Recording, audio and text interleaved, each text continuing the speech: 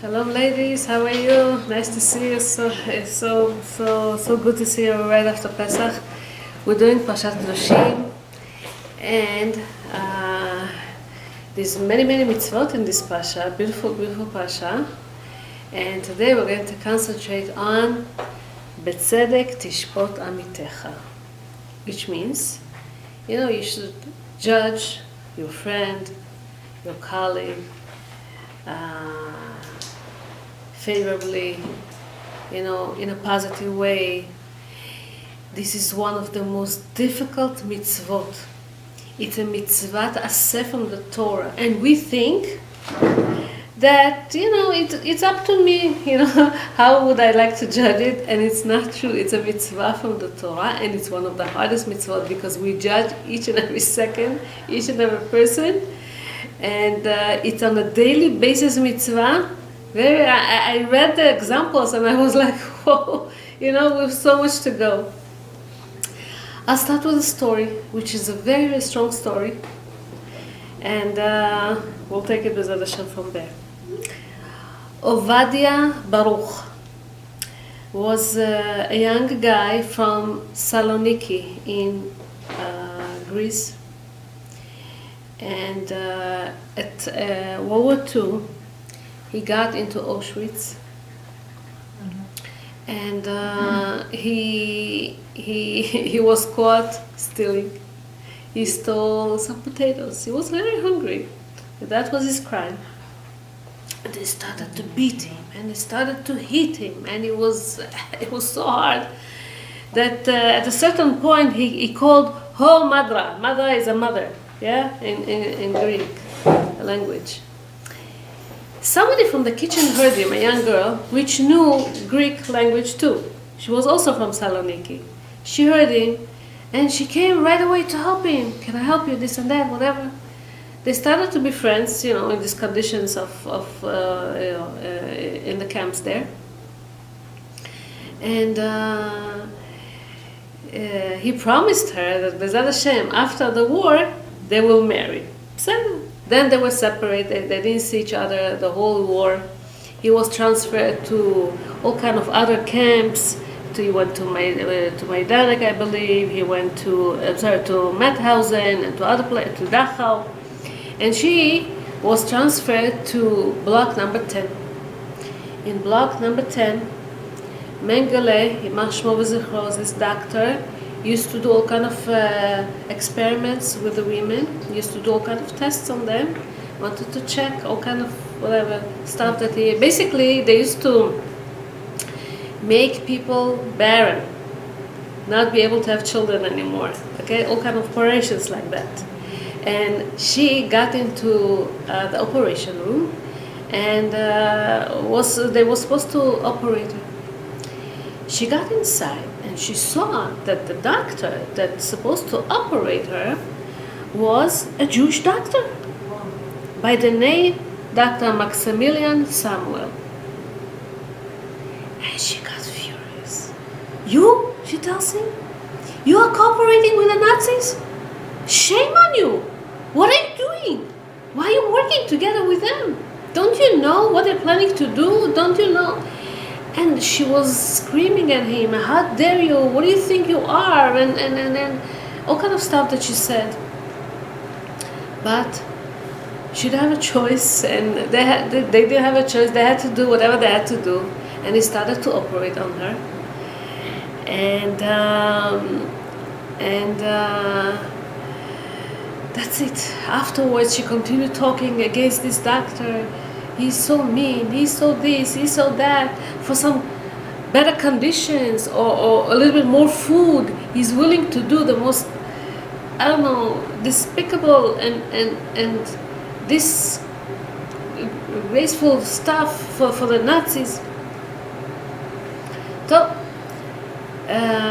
in the end of the war, this Ovadia that I mentioned in the beginning went back to Greece, and as he was checking the list of the survivors, he saw this girl's name. Her name was Aliza Tsarfati.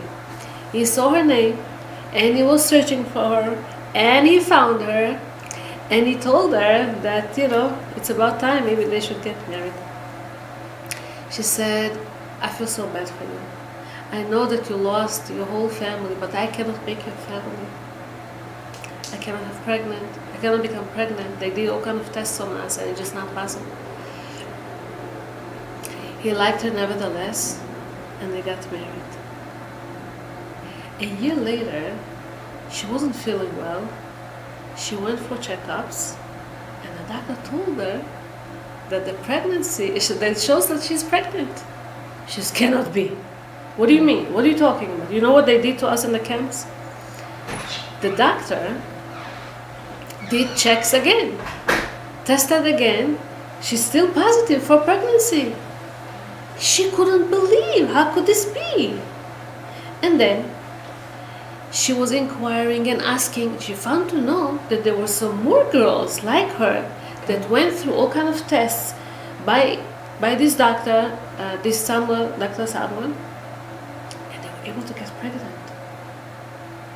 And only then she realized, she searched some more, she realized and she understood that Dr. Maximilian Samuel didn't make her back.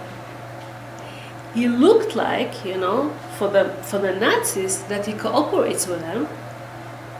He did all kind of tests or whatever, but didn't really make these women not be able to get pregnant.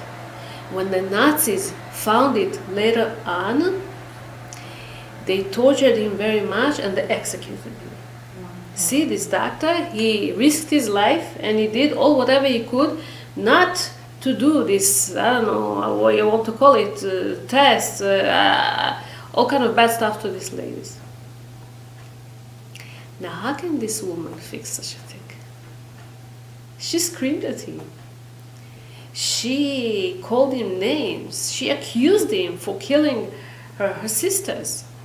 How could you fix such a thing? The child was his name? So that's what she did. Wow. She named the child after him, and she started to speak everywhere she could. She interviewed to so many TV channels and radios and newspapers and whatever, whoever wanted to have her story. And she cleared his name.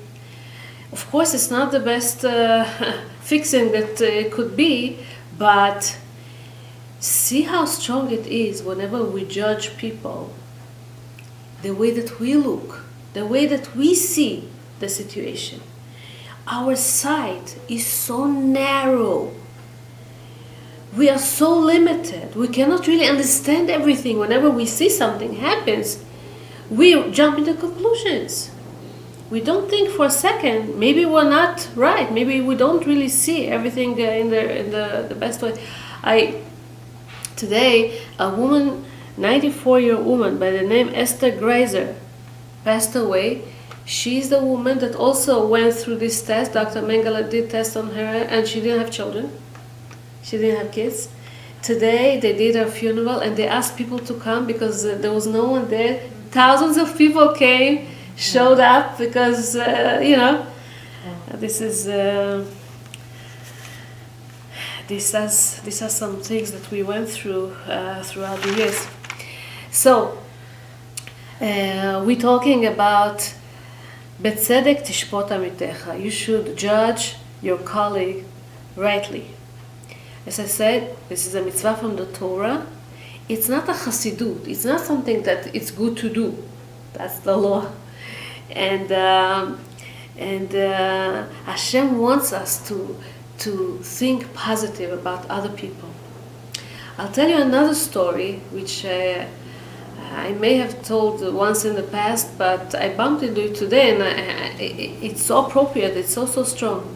Rabbi Aryeh Levin, Zecher Tzadik Livracha, passed about 55 years ago. He was a very, very fine,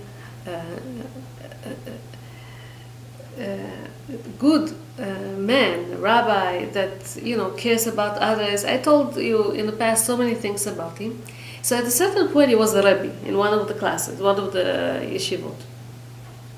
There was this boy, one of his students, that would buy all kind of stuff to the kids, a snack here and a snack there and a pencil here, and the rabbi kept asking her, where do you have money from? Those years people were very, very limited. The budget was very, very tight. It's not like today. So at a certain point, again, because the rabbi was kind with him, he spoke with him nicely, he didn't threaten him, he didn't show him that, it's a terrible thing what you're doing, he confessed to the rabbi that he takes from time to time money from his father's purse, from his father's... So the rabbi, he wanted to notify to the child's father, to tell him that the child takes from him money without him knowing. The father says, cannot be. No, I don't believe it. Cannot be. And he showed him once and twice and 3 times, so many times that the child he himself says. When the father understood, realized that the child takes money from him, he starts screaming, I killed my mother-in-law. What? I killed my mother-in-law. What happened? In recent years, my mother-in-law was living with us, and I missed money. And who could it be? I thought it's her. She's taking money to buy this, to buy that, to do all kind of stuff. And I used to confront her and tell her, stop doing it. Why are you doing it? It's not enough that we're hosting you here. Come on, don't shame us. And she was so embarrassed that she decided to go and live in a nursing home. She didn't want to live with us anymore. Mm-hmm. And right after she moved there, she died. She didn't really survive for a long time afterwards. And it's all because of me. I know that I caused it. Okay? Hashem wants us to defend, to advocate other people, not to be negative to them. Hashem wants us to advocate for the people, for the nation too. It says that Hashem is very strict, that people should not speak against Am Yisrael. So, I would like to tell you in a time of a history, in our history, what happened once, and explain you a little bit the timing, so that we'll get into that to explain what happened. After King David and King Solomon, the kingdom in Israel split. There was a kingdom in Judah, where King David was, and there was in Israel, where all the other kings were. The kings that were ruling in Israel were not really good kings, okay? One of the bad kings that we used to have was a king by the name Achab. Achab, Achab basically, he ruled for 22 years over Israel, and he did bad, okay? He did worse than all the other kings that were before him. He took a wife by the name Izebel. Izebel was even worse than him. Izebel was the daughter of the king in Sidon, which was north of Israel, in Lebanon, and she brought her strange culture with her. The culture was worship idols. They worshiped so much idols at his time. He basically established Avodah Zarah, that it should be institutional everywhere in Israel, Avodah Zarah. He made it all over. He built so much altars. They had this Avodah Zarah those days that's called Baal, and that's called another one called Asherah, and they had it all over Israel. Okay. So, but from the other side, even though he wasn't listening to Hashem, he wasn't obeying, okay, from the other side, he brought a lot of stability to the kingdom of Israel, okay? Not Judah, Israel. Financially, they were flourishing, was very, very good financially. Politically, he was very good. He took a wife from Sidon. He had all kind of political connections with other political leaders, and the state, bloomed, was very, very good, was very, very successful. And this is something that we cannot understand. How come a king, at a certain point, it's written also that when they used to go to war, they would come all back alive home. Why? Because they didn't have slander in his kingdom, in Achav. Didn't have slander in Am Yisrael, so they would come back alive, not harmed, not hurt, in wars. How can you explain such a thing? So, he was a very, very close friend with a guy that's called Chiel Bet Eli. And this Chiel Bet Eli decided that he wants to rebuild Jericho. Joshua, okay, whenever he conquered Israel, put a curse. Whoever is going to build Jericho is going to be cursed. All his children are going to die. Chiel Bet Eli had 7 boys, and all of them died from the time he started to build the city until it was done. All of them were died. In the last one, when the last child died, he was sitting Shiva. He was a very respected, known person. And Eliyahu Navi, which was the prophet at that time, came to console him. At that moment came also Achav the king. And Achav the king looks at Eliyahu Navi and he tells him, I want to ask you a question. It says that Yehoshua said that whoever is going to build Jericho, okay, so his kids are going to die, and his curse happened. What about Moshe Rabbeinu warning? Moshe Rabbeinu was the leader of Am Yisrael even before Yehoshua, nachon? He said, whoever is going to worship idols, he is not going to have rain in Israel. What we're reading every time in Kriyat Shema. If you're going to listen to Hashem, Hashem is going to give you rain. Hashem is going to give you all whatever you need. But if you're going to worship idols, then there's not going to be rain, and you're going to get out of Israel. You're going to get exiled, and all kind of stuff is going to happen. So who is more important, Yehoshua or Moshe? Eliyahu Navi said, what are you talking about? Of course Moshe's curse it's not a curse, but Moshe's warning, Moshe was more important than Yehoshua, so how come Moshe's thing didn't work out? Eliyahu, you say, you're questioning Hashem? You're questioning our Moshe Rabbeinu? I'll have a decree, he said, that from now on there's not going to be rain in Israel. And since then, there was a drought for 3 years. No rain in Israel.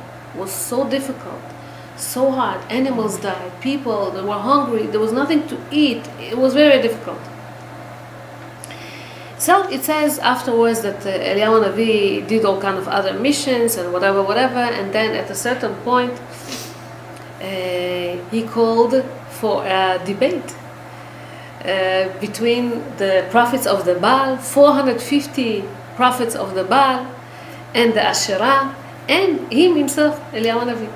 They went to Mount Carmel, you all know the story, and they all tried to bring a sacrifice to Hashem, and a fire should come from heaven and burn the sacrifice, but they are all waiting the whole day, nothing happens.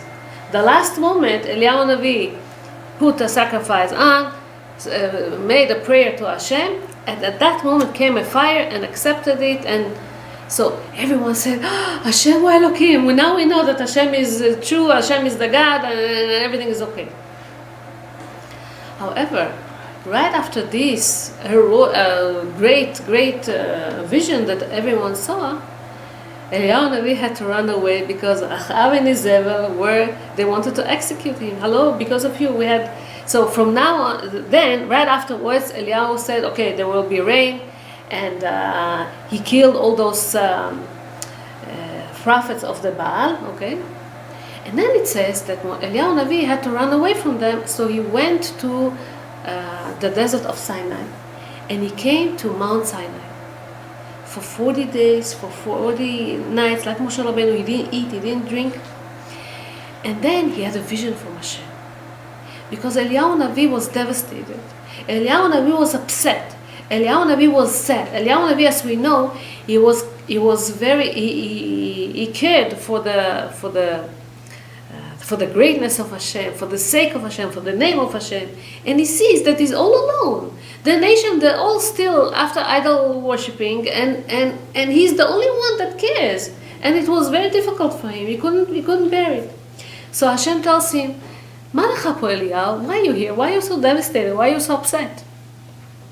He says, "I'm trying so much, and the nation is they forgot you, and they don't care they don't keep the covenant with you, the brit. They don't keep it anymore with you, and I'm so alone, and I feel frustrated, and it's so hard for me as a leader to do that." So there's a vision there that it says that Hashem showed him all of a sudden a big strong wind. And then he shows him a big fire, and then he shows him water, and then he does all kind of stuff. And he says, Hashem is not in the big wind, and Hashem is not in the water, and Hashem is not in whatever I show you. Hashem is in kol dmama daka, thin silence. Meaning, Hashem hints him, I don't like the way that you are so firm, that you are so upset at the nation. I don't like the fact that you speak so negative about Am Yisrael. You said that they forgot, that they don't keep the brit.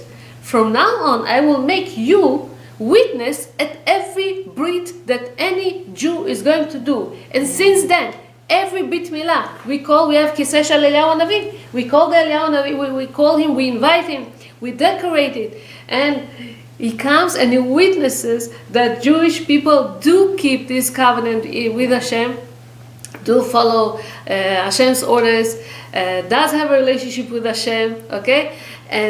But this is because Eliyahu Navi spoke negative about Am Yisrael.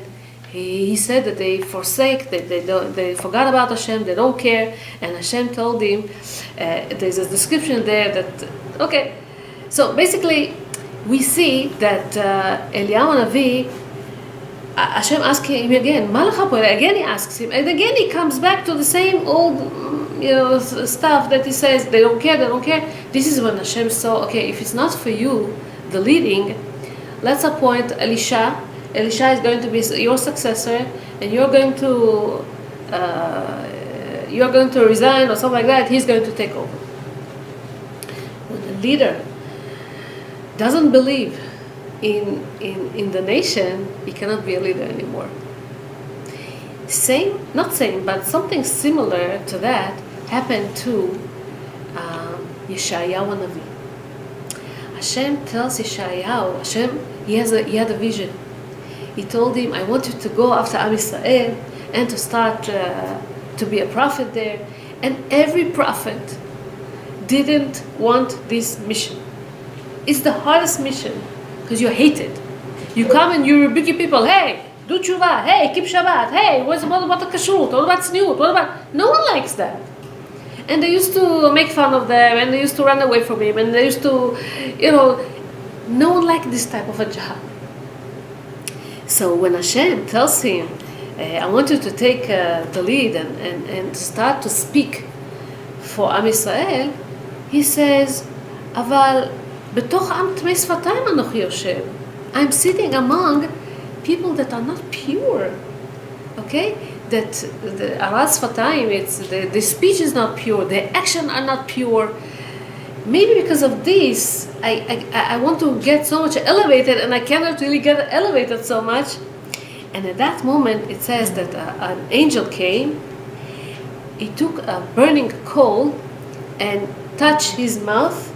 Okay, in a way to show him, to atone him for the fact that he spoke negative about Am Yisrael. Don't speak negative. Hashem doesn't like when the prophet speaks negative about Am Yisrael. So it says later on, Hashem Elokim natan li lashon limudim, says the prophet Yeshayahu. He taught me how to advocate for Am Yisrael and not to speak negative for Am Yisrael. Okay, this says in Yalkut Shimoni. And the biggest prophet that you know, Moshe Rabbeinu also didn't want he also says, "Vehen lo yaminu li," they're not going to believe in me. He says about Am Yisrael, and you know what happened to Moshe? Hashem punished him too. So first of all, he told him, "What's in your hand?" He told him, "That's the stuff. That's the stick that I have." So the stick turned into a snake. What is the snake? The snake was the first one that spoke slander about Hashem. So he got a punishment that this snake was about to almost swallow him up because he spoke slander about Am Yisrael. And then he put his hand inside, and it became leprosy. This is the punishment of people who speak Lashon Hara. Don't speak slander about Am Yisrael, Hashem tells him. And so, the only one that it's so interesting, the only one that accepted the nevuah when Hashem tells him you're supposed to now to lead, and then was Gidon. This is says in Gidon was one of the judges that we used to have in Israel, and it was Hashem appeared to him. It was Leil Pesach, night of Pesach. Hashem appeared to him, and so and he told him go and save the Jewish people.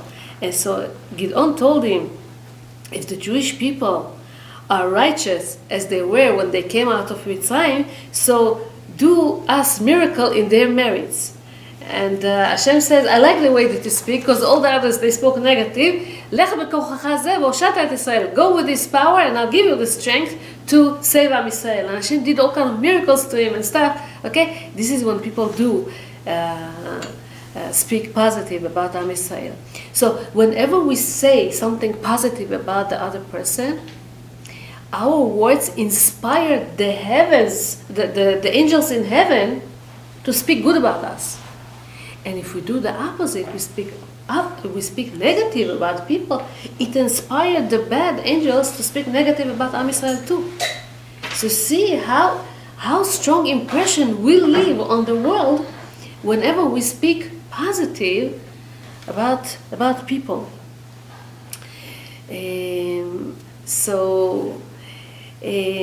Rabbis say that this measure, this midah, that's called ladun lekav zchut, to judge people in a positive way, increases usually so much peace inside Am Yisrael, inside the families. That's what I wanted to tell you. These things happens in each and every house constantly, each and every day. Okay? A couple got married in Bnei Brak. And the father of the bride was very, very wealthy man.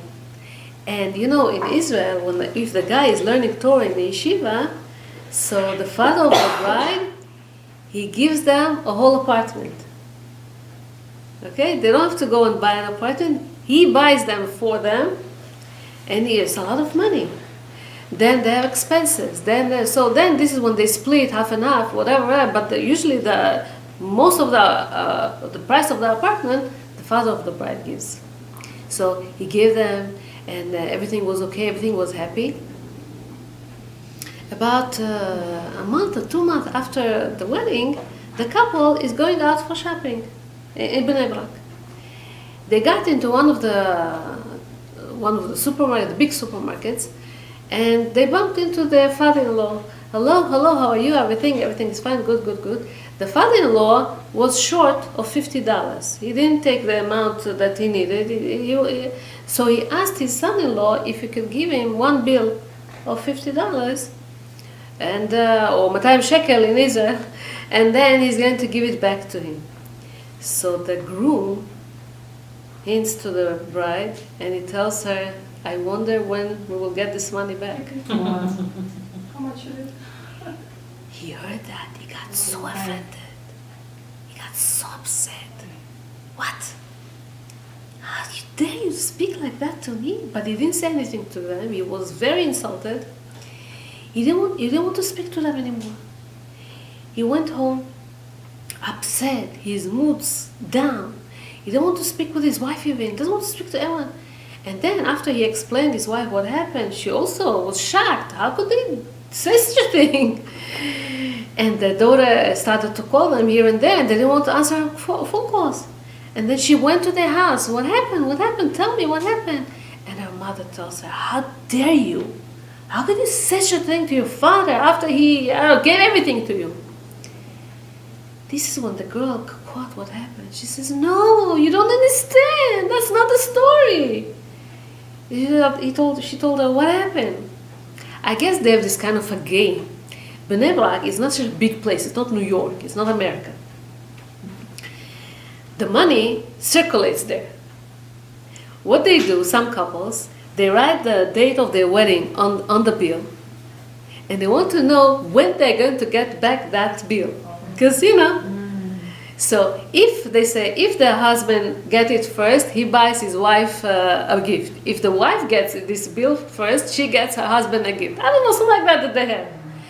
My husband gave this money and he said, "I wonder when I'm going to get back that bill." God forbid, he didn't want to hurt you or anything. Or we appreciate whatever you did to us. Don't think like that.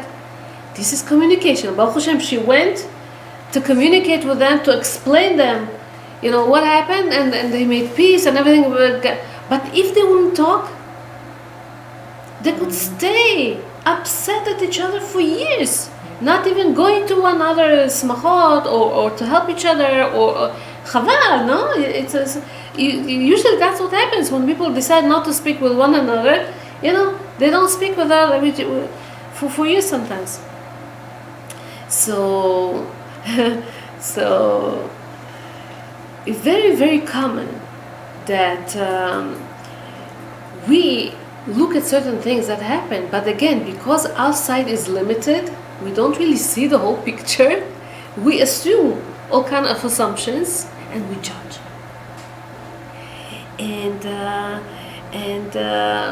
And we judge usually to the negative without knowing all the details. And this is something that goes against the Torah, because the Torah says, "Betzedek tishpot amitecha." Because if you would really know all the details, all whatever concerns the problem, why he decided certain thing, why did he say these words, or the way that he said that and everything, okay, this way you wouldn't judge this way. So if person is not really working on his quality traits, okay, we have this urge naturally to judge negative, because this is human being. This is how we are. That's why we have to work so much on us not to feel that way. In one of the prisons in Russia, okay, so there was this prisoner by the name Alexei. Alexei had a roommate. His name was Gregory. They were two staying in the same cell for a long time, became friends. They used to have something like that. They used to have once a month, they could make a phone call to their families or to whoever they want to. So outside one of the corridors there was a payphone, and they could go. They had to stand on the line. Let's say between 8 p.m. and 10 p.m. they have a time to call to their families. Whoever makes up is able to do it, fine. If not, next time, in a month from now. So one time, Alexei tells to Gregory, the next time that we're supposed to speak with our family, it's going to be my daughter's birthday, and I'm so excited. Can't wait to congratulate her and tell her that Baruch Hashem, she got to this age, and I want to bless her, this and that. And Gregory said, "That's nice, sure, why not, whatever." But to his unfortunate, from the administration of that prison, they sent him to all kind of errands, all kind of assignments that day, this prisoner, the Alexei. And he couldn't do it on time. It's already 8, it's already 8:30, it's already 9. 9:40, I don't know, he runs towards the phone. And there were two people and Gregory. Okay? So one finished talking, the other one ended his conversation too. Now it's Gregory. Gregory talks and Alexei hits him, no, I have to speak to my daughter. Come on, I have to congratulate, it's her birthday. But Gregory seems like very busy with his phone call. He talks and he talks and he talks and talks and he hints and 10 o'clock, that's it. You're going back to your two cells. He was so upset. He was so angry at this Gregory. But I told you ahead of time. I told you that I have to make this phone call today. Why did you prolong your conversation? Why didn't you pay attention to me? Why didn't you? It was very mean to him. He didn't want to talk to him. They came to the cell. He wouldn't talk to him. He wouldn't speak with him at all. And he's trying to ask him, what's wrong? Why are you so upset? He doesn't want to tell him. He doesn't want to talk to him. Nothing. Okay. Half an hour passed. Somebody knocks on his door. At the cell, in the prison. The guard comes. He calls Alexei to the administration office. What happens now? What did I do something wrong? I had such a bad luck today, and now you. So no, he didn't have a choice, and he went after him. He came to this office. His daughter is waiting for him over there, and he was so happy. He congratulated her and whatever, and they spoke a little bit this and that, and he told her, "How did he let you in? What happened?" You don't understand. Gregory made phone calls the whole afternoon or the whole evening, whatever. He called the administration office. He called this. They didn't let him. He had to go to another phone call. He had to make another phone call. He had another until they allow me the last moment, and this is how I'm here. Wow. And he said to himself, "What?" He realized later that he gave up on talking to his own family. Next time he's going to talk to him only a month from now, just to make him speak to his daughter and have some good time with her. And so this is when we judge, and we judge in a negative way. So Hillel says, "Al tadun et chavercha ad shetagia lemkomo." We read in Pirkei Avot, right? Don't judge your friend until you're going to get to your friend's place. You have to be in the same circumcision. Circumstance.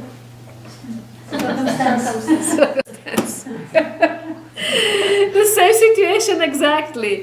And until then, you have no right to judge the other one. And so let's give some examples. You're very upset at your friend that whenever you speak to her over on the phone, she always answers her husband, her sister, her neighbor, her kids, her this and that. She's never focusing. She's not 100% with you, and it bothers you. Why she's like that? Or sometimes she puts you on a hold and she goes into that, and it frustrates you so much. Until one time, it happened to her, the one that I'm talking about, Michal. She was talking to her friend, and then to this friend, and somebody knocks on the door, she couldn't ignore, she came to open, it's the technician. She was waiting 3 days for this technician. So she had to direct him to the kitchen, with the refrigerator, where the leak is. She tells him what's the problem. She cannot leave, she has to speak with him. He tells her, "Okay, let's move this, help me, remove some of the stuff, it's too heavy, remove the things, I'll have to move it to see what's there." And she's with her like all the time. And this is when she realized that sometimes when a friend does it to her, it's not purposely, it's not because she's evil, it's not because she doesn't listen to her and she does whatever she wants. Sometimes, once you understand, once you go through the same thing, then you understand the other person, okay? So sometimes if we are on the other person's shoe, this is when we understand the whole thing. Or, another example, you lended your sister-in-law your, let's say, blender, the blender that you blend the food with. Hers broke. Until she's going to buy a new one, another day or two until it's going to arrive, she needs a blender for a baby, let's say, I don't know. So fine, you give it to her, but when you got it back, a piece was broken. It's a chutzpah. How could she do such a thing? So irresponsible. What does she think? How did I give it to her? How did she give it back to me? What is this? What is this? And then You remember that once, when she remembers that once when she was younger, before her marriage, she was hosted by her family, by her friend's family, to study for a test together with her. And not to bother the people, the household people, they already put the dark in the house to go to sleep. She turned on a flashlight or a lamp or a night lamp, night light to study. And it was on the bed. She didn't realize she fell asleep. When she woke up in the morning, she saw kind of a burning stain on the sheet. And she was very embarrassed to tell it to them. She was shy. She didn't say anything. She didn't apologize or anything. She left it like that. Now she remembers, maybe they're shy. Maybe she's shy, my sister-in-law. Maybe she didn't realize. Or maybe. What's interesting was, her teenage daughter told her, it's that planter. You know that the day that you gave it to Aunt Liz, I did a smoothie and a piece broke? She thought it's her sister-in-law. She started to accuse her. How irresponsible. What's a chutzpah? Whatever, right? So, towards ourselves, we always find justification. I came late because she spoke to me. Because you don't take the blame to yourself. But your husband, you blame. And your sister, you blame. And your daughter, you blame. And your daughter-in-law or mother-in-law, of course, is the target number one. And so, מה זה כף זכות? Let's say you have a big pot of soup. And underneath there's some chickpeas that you like, or some little things that usually buried there underneath. And you go with a spoon, a big spoon, and you're trying to pick it up, try to collect it, and it's hard until you're able to pick it up. This is called לדון לכף זכות. מה זה כף? כף is a spoon. You try, you put an effort to find, why did she do that? Maybe there's a good reason. Maybe she didn't understand what I was talking to her. Maybe she did it unintentionally. Maybe all kind of stuff. So the Chazal say, כל הפוסל במומו פוסל. If you find a fault, if you find something wrong by your friend, it's the defect, the problem is usually by you. Because if you're aware of a defect that you have, that's what you're looking by your friend. If you're not aware of a defect, you're not looking for this stuff. So, כל הפוסל במומו פוסל. You sometimes you find other people guilty, because it takes one to know one. And we criticize people because we suffer from the same defect itself. ואמרו חז"ל, whoever speaks לשון הרע, he is the sinner, because he looks for the faults in the other that he has himself. And so the person is able to do the same bad himself. In one of the schools, the administration in the teacher's room, they put a notice, they put an announcement. They wanted to save, I guess, they were cutting budgets or very limited or whatever. So there's a cooler for cold water and there's a urn for hot water, right? So for cold water, usually you use plastic cups. For hot, usually paper cups, the one that are. So they asked people, if you drink cold water, please just use plastic bags. Don't take the hot water for the plastic bags, please. Fine. So a teacher came in, and she took cold water in a plastic bag, in a paper bag, the one for hot water, and she started drinking. And then she reads the notice, takes another cup, and she drinks it again. And another teacher sees her, and she said, I don't understand. Don't you see what's written here? Why are you taking cold water with this cup that's for hot water? She says, you see, you didn't judge me in a positive way. She says, what do you mean? I was running the whole day.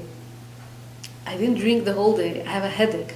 So first of all, I have to drink some cold water. So I drink cold water, and then in that same cup, I'll take hot water. Why should I take a plastic cup and this cup? I'll drink with the same cup, and that's it. But we're not thinking this way. It depends on us. If we want to see the good in the others, we're going to look for it. If not, no. I'll tell you something, a story, a funny thing. A couple were engaged. So, they're doing a lot of shopping for the wedding. They have to buy for linens, they have to buy for dresses, for suits for him, and whatever, shopping for the wedding. At a certain point, the girl, the bride, she slipped on one of outside, and she fell. And the guy is, oh, I feel so bad for you. Oh, are you okay? Are you okay? Can I help you? Can I give her? I feel so bad. I should call 311. That's not right. Ooh, why the sidewalk is so crooked? Why they don't fix it? It's not good. I should call and I should complain in here and there, and I should talk to this and I should talk to that, and tries to console and tries to make her feel comfortable and good and this and that. She told him, okay, nothing happened. It's fine. Baruch Hashem, they got married. A few months after wedding, they need to go shopping for one thing more, another thing, and she slipped and fell on the same sidewalk. And he's like, "Don't you see? You don't have your eyes. Why are you paying attention? Why are you?" What happened? Same person, same place. Why in the beginning he was so soft and kind and beautiful and talking and that, and now he's so critical and criticizing? Huh? That was before the wedding. Now it's after. So, but it depends. If you want to see good, you're going to try to do whatever you can to find the good. But if you don't want to see good, don't you see? So don't say, okay, I'm not into it. I'm not this person that can look at it. No, because if you want, you could see. And it's up to us. This lady, Jeanette, she joined a group of ladies that were standing in one of the corners of the street. They were talking and talking and talking. And they started, it was, they were supposed to, there was a parent-teacher conference or something. They were next to a school. And they were speaking about someone. And they obviously didn't mention the name, but they spoke negative about this person. She hears it, and then slowly she gets more details and more details. She understands that they're speaking about the teacher, and then she understands that they're talking about her own daughter that was a teacher in that school. All of a sudden, whatever she felt like them before, it's like, no, cannot be. Now she has, I don't know, at least 20 reasons that, no, she's fine. Her education is okay. She's teaching well, and the way that she conducts herself in the class is fine. Because when you love someone, love is like a magic. When you love someone, you're trying to look for the good sides of this person, not for the bad. So if we care about people, it's your son, it's your husband, it's your could be neighbor. You're going to always try to find, but maybe there was a reason that she did that. Maybe she's not so evil. And so this is what they say. Kav zchut, it's not depends on lack of skills or lack of talent. No, it depends. It's lack of your desire, your will to really look at the positive way. So it's up to us. So rabbis say that on this pasuk that says, "B'tzedek tishpot amitecha," rabbis say that even though you have a doubt about this person, if he did something good or not, it's still our obligation to see the good. They say, don't speak about Talmid Chacham that did something wrong at nighttime, because could be that during the day already did tshuva, and then you still think negative about him. And so it speaks here so much. But let's I want to give you some details. Whenever Whenever we want to think in a positive way about someone, thank you. So, pay attention. Sometimes people get confused. People sometimes don't pay attention to what they do. Okay? Sometimes people forget. It happens that he promised you something and he didn't do it. Your husband, let's say, or your son didn't do it because he forgot. Okay? When you forget, you say, okay, there's so much on top of me. What do you want? But when he forgets, you cannot forgive him. Yeah, you decided to meet, you decided to go out, you decide, and okay, it bothers you so much. He promised to pay for something, and he didn't. Promised you so much. Sometimes we don't pay attention. Somebody, you saw somebody, and she didn't say hello to you. And you're like, how dare she? After all, she gave birth. I helped her. I brought a cake to her, or I bought something for a kid, for a baby, this and that. And she doesn't say, maybe she didn't see you. Maybe she didn't wear her glasses today. Her contacts, she lost it. She left it. She was in a hurry. Sometimes people don't hear well, and you think, she didn't. What did I just say? Maybe she didn't understand what you say. Sometimes phone calls, people don't understand or whatever you say. Sometimes you write a text message and they interpret it the other way, not whatever you thought you conveyed to her on this text message. Maybe she didn't understand what you say. So sometimes a person, there are some people that are not so alert. They're slow in their emotions. Some people are on the spectrum. Socializing, very difficult for them.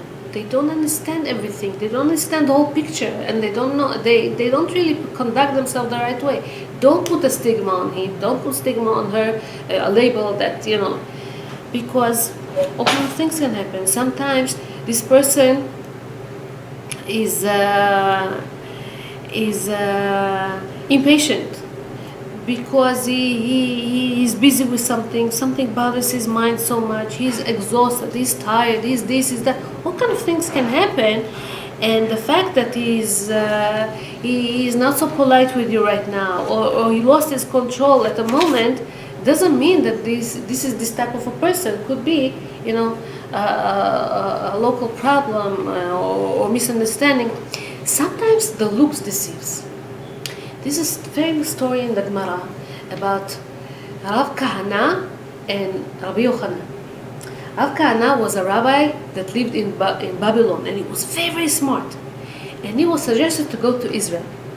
But the rabbis in Babel warned him, don't show your wisdom to Rabbi Yochanan. Okay? So fine. He came to another yeshiva, Reish Lakish, which was Rabbi Yochanan's brother-in-law, and over there he did show that he knows, and Reish Lakish admired him, he knows so much. He came and he whispered to Rabbi Yochanan, he says, Ari Alami Bavel, there's like a lion, somebody very, very big in knowledge that came from Babylon. Babylon, most of the people, smart people, the rabbis were from Babylon. So he invited him to his yeshiva. He came and he sat there. Usually they have 7 rows. The most important one sits in the first row. So he sat in the first row, but he couldn't really show his wisdom. He couldn't really show that he knows. So if Rabbi Yochanan would ask questions, he didn't participate in the shiur, and he didn't say anything. So Rabbi Yochanan thought he doesn't know much. Every time they put him one row back, until they put him in the 7th row, in the end. And then he tells Reish Lakish, this is Ari, this is a lion, this is a shual, this is a fox. He doesn't know much. So Rav Kahana, thinking to himself, and he says, I wish that it will be considered for me in heaven that those 7 rows that I went back will be these 7 years that I'm not allowed to show my wisdom to Rabbi Yochanan. And he started to bombard him with questions, this and that. Oh, whatever Rabbi Yochanan said, he was speechless. He was right, this Rav Kahana. Rabbi Yochanan didn't know the answers. So Rabbi Yochanan wanted to see who is this person, looked at him, he had a very thick eyebrows, looked at him, and he saw that he was kind of smiling in a kind of sarcasm, in kind of victory. I know better than kind of. At that moment, it says, he felt very weak, he felt very bad about himself, and it says that Rav Kahana died on the spot. Wow. So they made the levaya, and the next day, the students came to him, to Rav Yochanan, and says, Rav Yochanan, he had a scar, and this scar made him look like he's smiling to you or making fun of you, but it's his body. He didn't make fun of you, God forbid. Rabbi Yochanan said, what? He regret, of course, or whatever, and he went to ask for forgiveness from Rav Kahana, where he would go to his grave. He was buried in a cave. There is a snake around the cave, doesn't let him go in. So Rabbi Yochanan says, snake, let a rabbi get into his student's cave. The snake didn't listen. Snake, let a friend get into his friend's cave. The snake didn't let. Snake, let a student come into his rabbi's there. And this is when it opened. Wow. He went inside, and it says that he prayed in heaven that he will be able to revive him, and he revived him. Wow. Came back to life. Story of Rabbi Yochanan. He was a Emorah in Israel. But see how looks, as I said before, sometimes could deceive. And that's amazing, amazing thing. So, whoever judges his friend in a positive way, even in heaven they judge him favorably, in a positive way. This is a promise that we get. So I'll finish with a story. My son told it to me yesterday, a nice story. Nathaniel was working in a very important firm. He got a nice salary, he was happy in his job, everything was okay. And he was waiting to get this promotion because no one claimed, the executive office was empty, and he wanted that promotion, but they didn't promote him. They gave him some raise in the salary, but didn't promote him. Okay, one day he met his friend Reuven, and Reuven complains to him, says, I was laid off from my work lately, and it's so hard for me. I have to provide for all my family. I have a lot of kids. What should I do? What should I do? So Nathaniel tells him, come, work in my firm. How could I get there? I'll help you. I'll talk to you. I'll talk to the manager. I'll talk here. I'll talk there. And they accepted him. Reuven was so grateful. Every time he sees him, he's smiling to him. Thank you so much. You did a great job to me. Now I could support my family. Everything is good. I'm so happy. I'm so happy. And a few months later, Reuven got the promotion. He became the executive office, the manager of this place. And Nathaniel got so hurt. What? I brought you to this firm, and now you're above me? He got the salary double than him now. And that's not fair. That's not what I wanted. He didn't want to talk to him. He was upset with him. And every time he sees him, he smiles to him. Thank you. How are you? How are you feeling? And he's so nice to him. He doesn't understand that he's upset at him. And Reuven and Nathaniel tells to himself, but it's not his fault. He didn't do anything against me. I shouldn't really be nasty to him. I shouldn't really be so bad to him. He's fine. He's okay. So he keeps answering him. He's okay. He's okay.